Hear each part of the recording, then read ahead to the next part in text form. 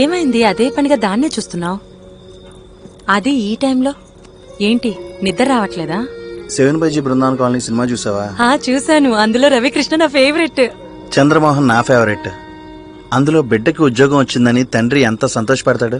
ఇక్కడ మా నాన్న కారు వచ్చిందని నా బిడ్డ ఎంత సంతోషపడతాడా? ఏదో కష్టపడి ఒళ్ళొంచి సంపాదించినట్లు మాట్లాడుతున్నారు. ఏసునాథా, ఇక్కడ దొరికితే లక్ అంటారు, దొరకపోతే అన్లక్కీ అంటారు.